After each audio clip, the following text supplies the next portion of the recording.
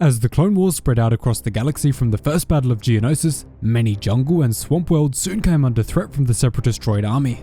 As a result of this, the Republic designated a large but elite group of clone troopers to be specially trained and taught survival tactics for the dense and damp jungles which dotted the galaxy. So let's find out why they were so useful for the Republic. Before we get into it, make sure you're subscribed for more awesome Star Wars and Bad Batch content, as the show is coming out in the next few weeks. The Felucian Commandos or Jungle Commandos were a group of incredibly elite Clone Commandos who were chosen from their training groups on Kamino and moved into a specialized unit to train in jungle warfare tactics. Those of you who have played the Clone Wars adventure games will remember these guys pretty well.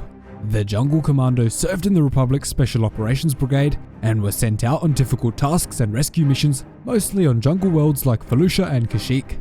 When Felucia came under attack by separatist forces, these troopers were the first ones sent in to assist the Republic troops in defending their positions and ensuring that Republic interests were protected. The Felucian Commandos were a black version of the traditional Catan-class commando armor, which most of the other Clone Commandos wore, but of course painted it to better blend in with the dark and damp forests of the jungle. On top of this, they painted vicious markings onto their armor, hoping to intimidate and scare away many of the creatures which lurked in the jungles of Felucia and other similar planets. The main weapon they used was the DC-15A blaster rifle, which they loved to paint in the exact same colors as their armor to extend their intimidation abilities as far as possible. Typical Catan-class commando armor could be picked up on the black market in places like the Coruscant Underworld and the Corellian Black Underground goods market for around 100,000 credits, but whenever a piece of the Felucian version of the armor was discovered lying on the battlefield, it was almost certainly sent straight to the invisible market, which is the deepest and darkest tier of the black market that only the most highly illegal and exotic items were sold on.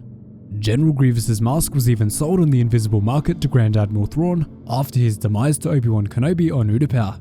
Because we are very likely going to get flashbacks to almost every single Jedi death from Order 66, which we saw on screen in Revenge of the Sith in the Bad Batch, we're probably going to go back to Felucia.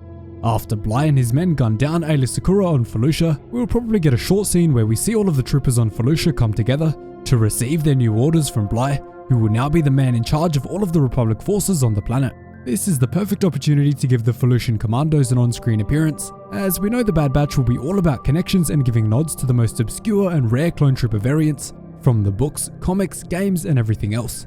But let me know down below if you'd like to see these guys appear in the Bad Batch. And tomorrow I've got a massive video about Pantoran Senator Rio Chuchi and why her fate is probably darker than we all expect and could be pretty tragic in the Bad Batch. So I hope to see you all there tomorrow. So those are the Felucian Commandos who served on jungle planets across the galaxy.